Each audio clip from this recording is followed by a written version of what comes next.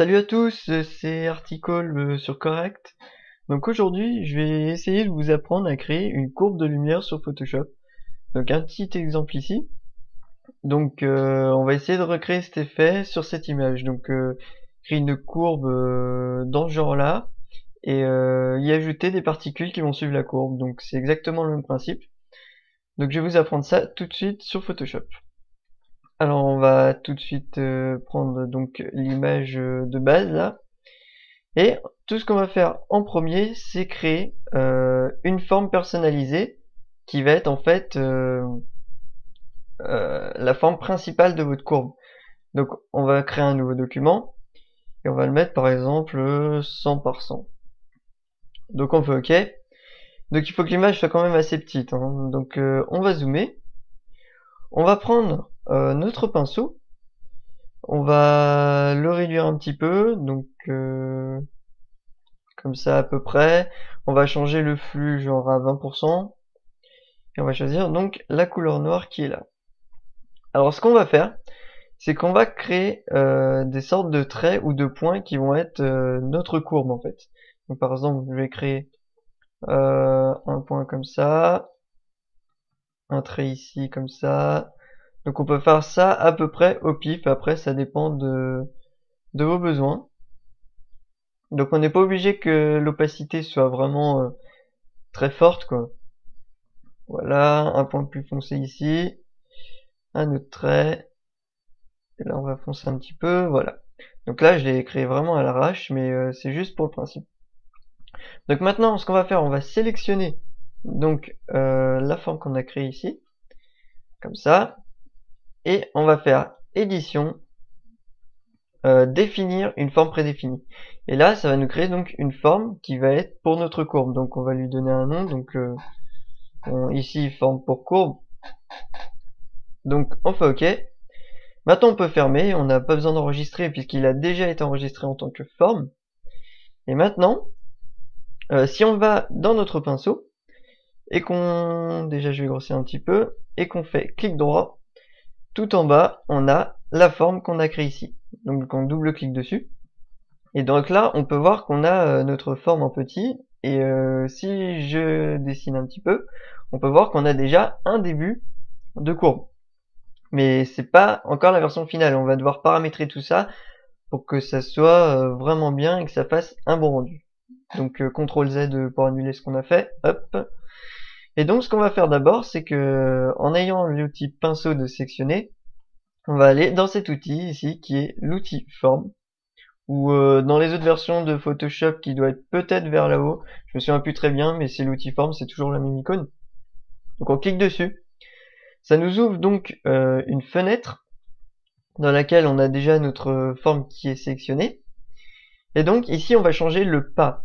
Donc en fait le pas c'est la largeur entre la répétition de la forme. Vous voyez, si j'augmente le pas, la largeur entre les répétitions augmente. Donc on va le mettre forcément au minimum.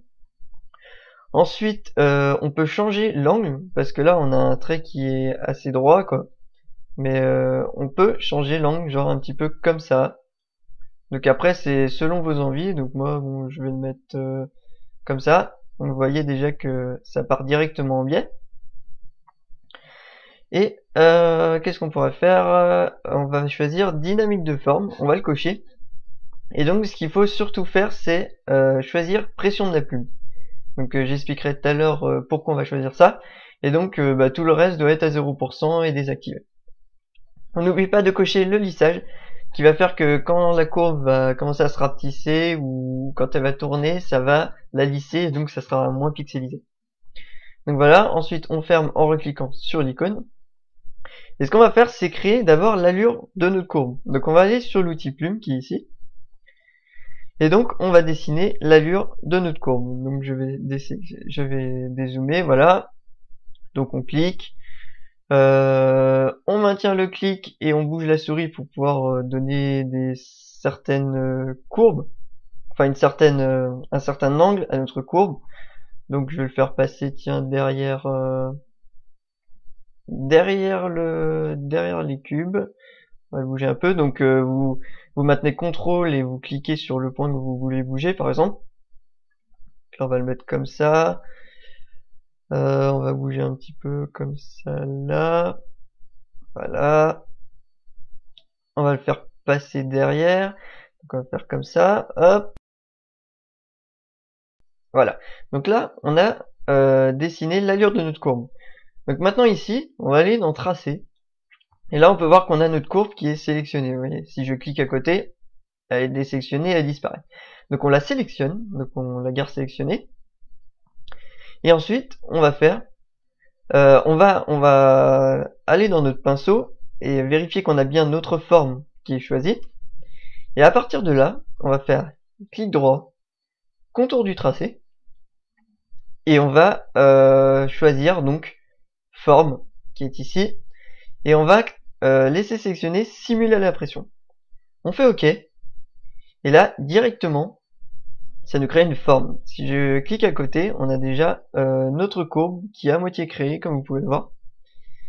Et donc, on peut même voir que j'ai mal fait tourner, mais bon, c'est pas grave, c'est pour le tuto. Et donc maintenant, ce qu'on va faire, c'est qu'on va lui ajouter un peu de couleur à cette courbe. Donc on va aller dans le calque. Et là, déjà, bah là, je viens de me rendre compte d'un truc, c'est qu'il faudrait le faire sur un nouveau calque. Donc on va annuler, donc CTRL Z. On va créer un nouveau calque. Donc CTRL Maj N pour, comme raccourci pour créer un calque. On fait OK. Sinon vous pouvez cliquer sur cette icône ici. Donc on sélectionne le calque et là on refait. Clic droit, contour du tracé, forme, simuler la pression et on fait OK. Donc c'est pour ça que tout à l'heure on a choisi pression de la plume parce que ça nous permet de faire en début de courbe une petite pression et au fur et à mesure ça grossit puis ça diminue quand la courbe se finit. Donc je clique à côté, voilà. Et donc on va lui donner une certaine couleur. Donc on va dans les options de fusion du calque. Et on va faire une incrustation de couleurs. Donc par exemple ça. On va lui mettre du bleu. Donc comme ça à peu près, voilà. On va lui donner une lueur externe. Donc on va choisir du bleu. Par exemple ici. Voilà, donc là on peut essayer de regarder la différence entre les deux. Là on voit bien qu'il y a une lueur externe. On va la mettre à 100%. On va changer la taille pour vraiment la grossir. Donc on va voilà, augmenter un petit peu, on va l'élargir. Et on va réduire l'opacité pour pas que ça soit trop non plus, mais histoire que ça brille un petit peu quoi. Voilà. On va faire une lueur interne. Donc là on peut voir direct que ça change et on va mettre du blanc. OK. Et là on va choisir que la lueur interne parte de l'intérieur vers l'extérieur. Donc là on est en contour, on va mettre centre directement. Donc là on peut voir qu'il y a une petite lueur quand ça se regroupe. Donc là on le voit pas trop sur cette courbe là. Après ça dépend des courbes que vous faites. On peut changer la taille, par exemple là voilà. Si je change un petit peu ici, on peut voir déjà que c'est différent. On fait ensuite OK. Et donc là on a notre courbe qui est créée. Donc on va zoomer un peu, voilà. Même en 100% pour que ça soit plus net. Donc là voilà. Et maintenant ce qu'on va faire c'est faire passer cette courbe derrière les cubes. Donc pour ça on va choisir donc le calque de la courbe. On va créer un masque de fusion, donc l'icône qui est ici, ajouter un masque de fusion, on clique. Et donc à partir de là, on va changer la forme de notre pinceau. On va choisir une forme normale, comme ça. Et donc là, on peut voir ici que, comment dire, on va mettre l'opacité à 100% déjà du pinceau. Et on peut voir ici que tout ce qui est noir, en fait tout ce qui va être coloré en noir ici, va faire disparaître la courbe. Et dès que ça sera colorisé en blanc, ça la fera apparaître. Donc là j'ai choisi noir, donc j'ai décidé de faire disparaître la courbe quand elle va passer derrière. Donc je zoome. Et donc là on va dessiner, donc on va colorer du noir et ça va faire disparaître la courbe automatiquement. Voilà, donc là je le fais assez rapidement pour le tuto parce que limite de temps de 15 minutes. Et donc voilà, je dessine un peu ici. Là il monte, alors on peut considérer qu'il passe derrière, là on voit pas très bien parce que c'est très blanc. Donc on va considérer que ça passe comme ça derrière. C'est vraiment fait à l'arrache. On efface tout ça. Quoique non. Je vais plutôt le faire passer devant en fait. Ça sera mieux. Voilà, ça passe devant. Et donc là, ça repasse derrière. Donc, on efface en ayant la couleur noire toujours. Là, je me suis planté, c'est normal. Parce que le cube, il doit s'arrêter à peu près par là. Je dirais, hein. Je sais pas. À peu près ici. Et voilà. Et donc là, on a notre courbe qui passe derrière, qui repasse devant et qui repasse derrière. Donc voilà, ça c'était pour montrer un petit peu l'effet, pour faire déplacer la courbe un peu où on veut, quoi. Enfin, selon dans l'espace, quoi. Donc ensuite, on va rajouter des particules. Donc ici, même principe. On crée un nouveau calque. Et donc, on va sélectionner donc notre pinceau, toujours. On choisit une face ronde, puisque là, je vais faire des particules. Et là, on retourne dans l'outil forme. On choisit dynamique de forme et diffusion. Donc on peut voir déjà ici qu'il y a des choses qui changent. Donc ici, on va aller dans forme de la pointe et on va changer l'espacement, qui est un bon espacement. Je vais réduire aussi un petit peu la taille, pour que ça soit des petites particules. Voilà, on peut voir ici. Et ici, on peut, il n'y a pas grand chose à changer parce qu'en fait, non, parce qu'on veut juste des particules. Donc après, on peut choisir le nombre si on veut, par exemple ici, mais là, on va laisser comme ça. Et on va garder pression de la plume qui va faire que les particules seront plus grosses au moment où ça sera vers le milieu de la courbe. Donc voilà, on lâche. Enfin, on ferme les formes, on retourne dans le tracé, et là, on fait clic droit, contour du tracé, et on choisit forme.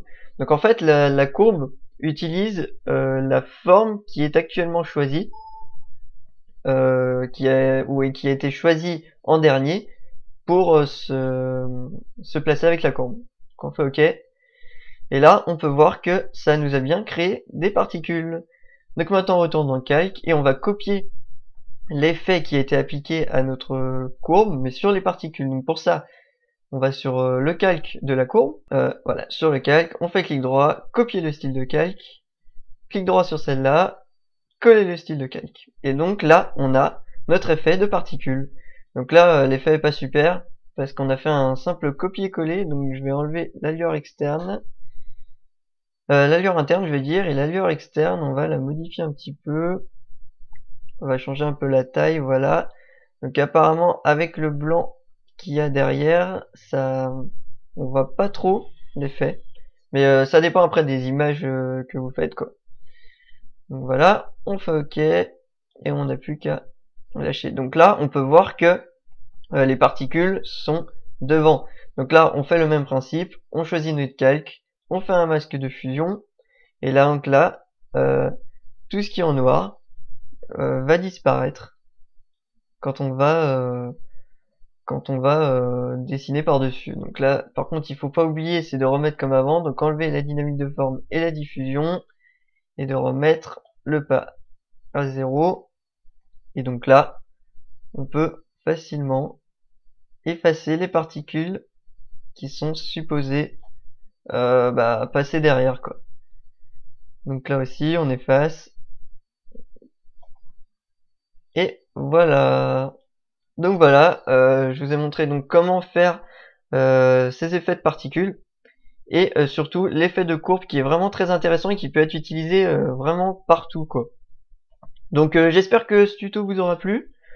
N'hésitez pas à vous abonner à la chaîne YouTube pour être au courant de toutes les vidéos, à laisser un commentaire.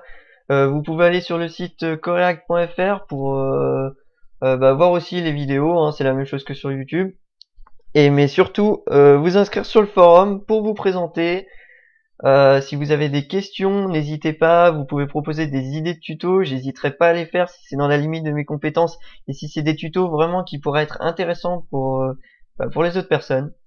Donc voilà, j'espère que ça vous aura été utile. À la prochaine pour un nouveau tuto.